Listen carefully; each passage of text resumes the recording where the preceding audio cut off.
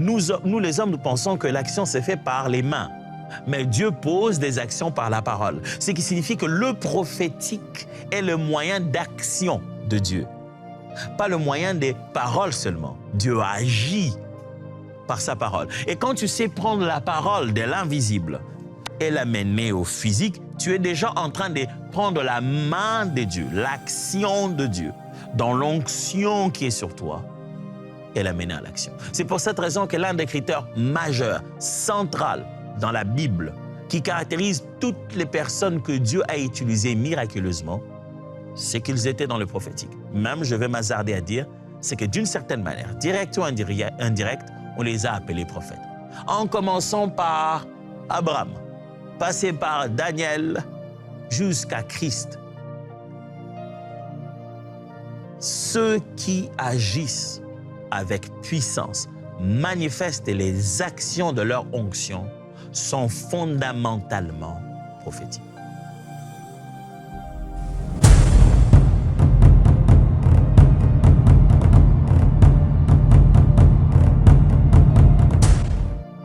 Alors ça doit t'intéresser, le prophétique. Pasteur, tu veux dire que je dois commencer moi aussi à prophétiser comme je vois à la télé? Non, non, non, non, non. Je dis que tu dois commencer à être intéressé par le fait de prendre dans le cœur de Dieu, de devenir son messager, d'écouter ce que Dieu dit pour dire aux autres, de voir ce que Dieu montre pour montrer aux autres, d'épuiser en Dieu pour délivrer, distribuer chez les gens. Le prophétique est le meilleur flot par lequel l'onction entre en action. Mais ça, ce n'est pas une histoire d'église. Non, mais comment ça, une histoire d'église? David l'a fait. Daniel l'a fait. Les hommes politiques sont dans le prophétique. D'ailleurs, vous serez très étonnés de vous rendre compte que ce sont ceux qui sont dans le domaine qui sont censés être le plus rationnels, qui sont le plus même, j'allais utiliser les termes, superstitieux. Ce sont eux qui croient. Vous serez étonnés de voir le degré des superstitions qu'il y a dans la bourse. C'est que combien de charlatans les boursiers ne vont pas-ils pas consulter pour qu'ils puissent prédire la tendance de la bourse demain? Ce sont eux qui sont connectés aux horoscopes. Parce qu'au fond, plus on se rapproche de la science, de la théorie, de la technique, de la pratique, on se rend compte que les paramètres empiriques ne sont pas suffisants pour pouvoir contrôler l'univers. On a besoin de puiser dans l'invisible. Et le prophétique est ce moyen que Dieu nous a donné. Au moment de la descente du Saint-Esprit, de l'effusion du Saint-Esprit, dès qu'on se met à parler en langue. Regardez, quand l'Esprit descend sur les apôtres, pour montrer qu'ils ont reçu quelque chose, c'est qu'il leur arrive. Ils n'agissent pas, ils parlent. La preuve de la réception d'un équipement spirituel a été des paroles qui sortent. Actes des apôtres, chapitre 19, verset 6. Regardez, je ne vais pas vous parler des apôtres du premier jour de la Pentecôte. Sinon, vous aurez l'impression que c'était qu'un miracle, c'était juste un signe de l'effusion du Saint-Esprit. Là, on n'est plus à la Pentecôte. Aucune de ces personnes qui va dans ces textes n'a été à la Pentecôte directement.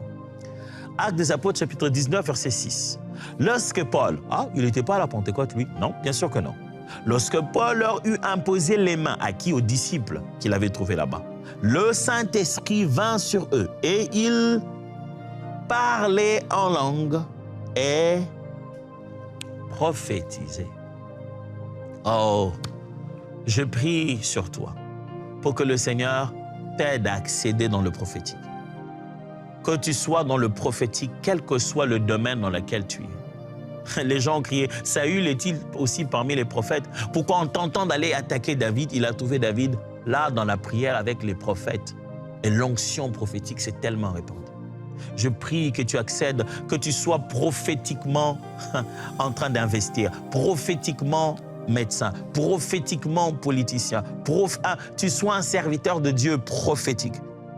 Actes des apôtres, chapitre 10, versets 45 à 46, la Bible dit, tous les fidèles circoncis qui étaient venus avec Pierre furent étonnés de ce que le don du Saint-Esprit était aussi répandu sur les païens, car ils les entendaient parler en langue et glorifier Dieu. Mes frères et sœurs, ce flot du prophétique, bien sûr, dans lequel vous trouverez beaucoup l'exercice du parler en langue, c'est le moyen par lequel on manifeste l'onction. C'est le moyen par lequel, c'est un climat, c'est l'écosystème de la manifestation de l'invisible vers le visible. C'est le prophétique. Troisièmement, l'attente dans la présence de Dieu. Vous voulez être capable de manifester le surnaturel qu'il y a dans l'onction? Apprenez à attendre dans la présence de Dieu. Oh, nous sommes dans une génération trop pressée. Nous sommes dans la génération qui fait défiler les vidéos, qui clique pour changer d'option, qui appuie la télécommande pour passer à autre chose. Et ils pensent que Dieu fonctionne comme ça. On ne veut pas attendre. Savez-vous que votre force monte au fur et à mesure que vous attendez? Savez-vous que celui qui reste dans la présence de Dieu pour attendre son mouvement ne ratera jamais? Jésus est venu. Il a passé tout bonnement 30 bonnes années, pas 10, pas 15, pas 3, 30 bonnes années. C'est symbolique tout ça aussi, c'est pour démontrer comment il est le rejeton de David. Il est roi selon la promesse de Dieu dont David, c'est carrément l'âge à laquelle David est devenu roi. Jésus attend 30 ans. 30 ans. Pourquoi pas 27 ans? Pourquoi pas 25 ans? Il attend le bon moment. Souvenez-vous de ce que Jésus dit aux apôtres. Il leur dit, restez là, attendez. Pourquoi le Saint-Esprit n'est pas venu 2 jours après? Si vous voulez manifester la puissance de Dieu, vous devez être capable d'attendre son go, d'attendre que lui dise « va à gauche, va à droite ». Pour rester avec celui qui s'appelle éternel, vous devez apprendre à attendre. On n'aime pas passer du temps avec Dieu. On n'aime pas passer du temps dans la présence de Dieu. Les êtres humains ont du mal à consommer ce moment-là avec Dieu. Sachez-le bien que plus vous êtes exposé à Dieu, le temps que vous prenez à attendre là, c'est ce temps-là qui vous façonne et vous rend comme lui. Oh ouais, demandez à Moïse. Moïse, il est là, il parle avec Dieu, il attend, il reste là 40 jours. Il descend et il ne sait même pas. Lui, il n'a même pas remarqué qu'il brille. Il arrive, le peuple dit, ah, Moïse, s'il te plaît, couvre-toi, on n'arrive pas à te regarder, tu brilles trop fort. Il n'est pas allé briller. Il n'était pas allé là-bas pour manifester le Dieu qui commençait à entrer en relation avec lui à ce point-là. Mais à force d'y rester là, les qualités de Dieu, les propriétés de Dieu ont commencé à se manifester. Mon frère, ma sœur, tu veux réellement démontrer l'onction que Dieu t'a donnée, apprends à passer du temps avec lui. Pas seulement à prier une fois par-ci, par-là, à investir dans la solitude et à attendre. Plusieurs fois, il m'est arrivé que le Seigneur me demande de faire une chose ou une autre, de prier pour les malades, et que j'arrive quelque part, il me dit aujourd'hui, je voudrais guérir des gens, aujourd'hui, je voudrais que tu donnes des paroles prophétiques. J'arrive, je commence, je prêche, je fais tout ce qu'il y a à faire, je chante, le premier chant, le deuxième. Je dis, mais Seigneur, il me reste 10 minutes là, j'ai rien vu, j'ai rien entendu. Et souvent, il me dit, attends. Et d'une expérience personnelle, je ne sais pas ce qu'il en est de vous, souvent quand j'attends au point d'oublier que je suis là pour attendre et que je deviens si concentré à lui, c'est en ce moment-là, au milieu de tout, que rap, il se révèle à moi. Demandez ça à Élie. Dans 1 Roi chapitre 19, versets 11 à 13, il dit, « L'Éternel dit, sors et tiens-toi dans la montagne devant l'Éternel. Et voici, l'Éternel passa. Et devant l'Éternel, il y eut un vent fort et violent qui déchirait les montagnes et brisait les rochers. L'Éternel n'était pas dans le vent. Et après le vent, ce fut un tremblement de terre. L'Éternel n'était pas dans le tremblement de terre. Et après le tremblement de terre, un feu. L'Éternel n'était pas dans le feu. Et après le feu, un murmure doux et léger. C'est là-bas que Dieu va se manifester. Ça m'arrive beaucoup, surtout dans le ministère ou l'exercice de, on appelle ça diriger un service. Tu as prié, je prie. Vous passez un bon moment d'adoration, vous sentez que les gens sont en larmes, à fond, en train de prier. Vous sentez qu'il y a la flamme, il y a le feu. Ça s'est bien passé, c'est waouh. Mais après, rien. Et vous savez ce que nous on fait d'habitude? On a aimé ce moment. Après, on arrête la prière. On dit, ah, c'était fantastique. On était par terre. On a pleuré, on a prié. On a senti la musique commence à chauffer. Qu'est-ce qui s'est manifesté? Rien. Vous avez juste aimé les moments passés? Oui. Où sont le fruit? À quel moment s'est passé au tangible?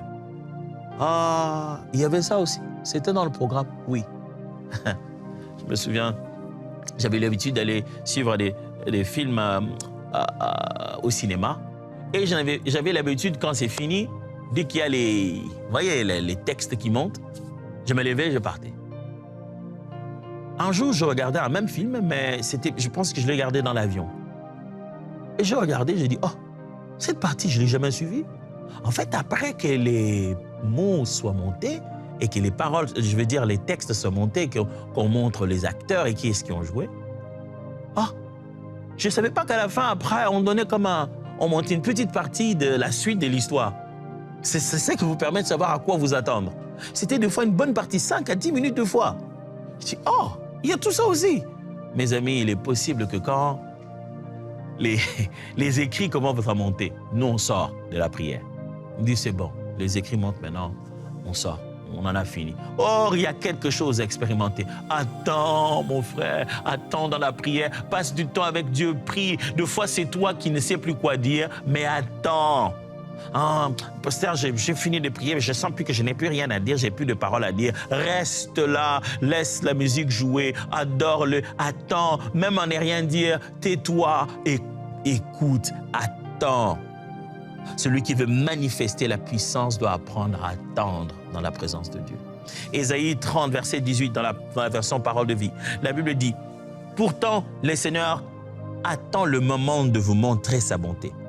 Il s'élèvera pour vous montrer sa tendresse. Oui, le Seigneur est un Dieu juste.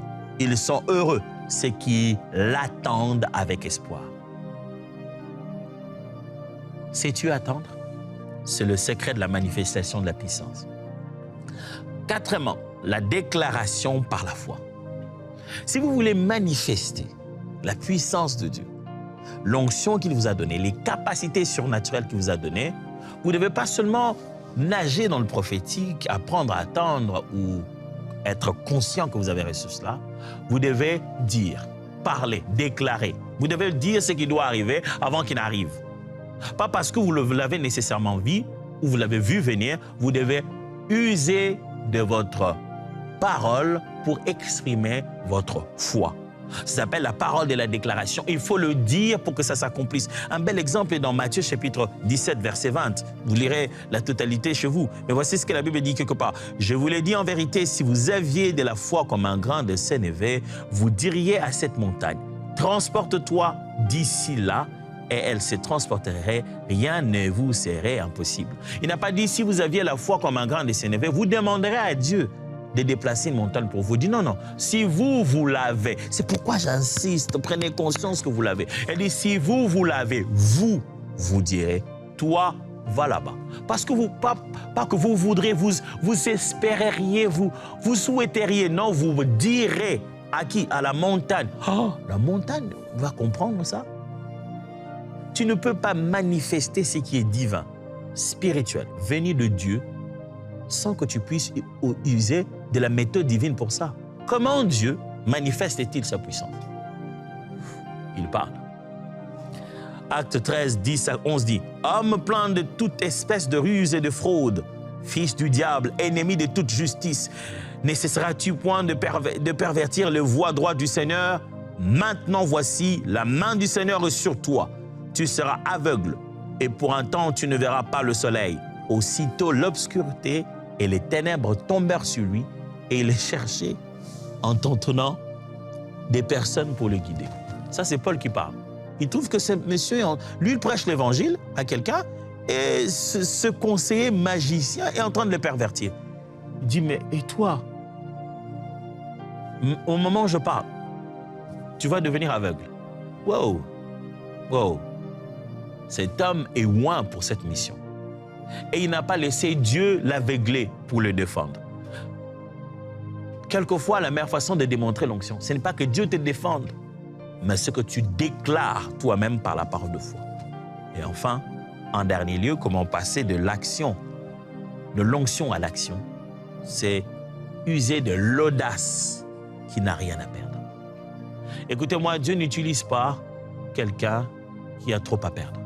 Si vous n'en arrivez pas à un niveau où vous n'avez plus rien à perdre, vous ne savez pas expérimenter certains degrés de l'onction de Dieu. Si vous avez encore un peu d'honneur, un peu de valeur, vous voulez encore que les gens vous prennent pour quelqu'un de sérieux, ça ne va pas marcher. Si vous voulez vraiment manifester l'onction de Dieu, vous devez arriver au point d'accepter que, 1, vous avez déjà perdu une vie privée. 2, vous avez perdu l'unanimité. 3, vous ne valez rien. Vous ne valez que ce que Jésus veut que vous puissiez valoir. Ne tentez pas de vous mettre sur un pédestal.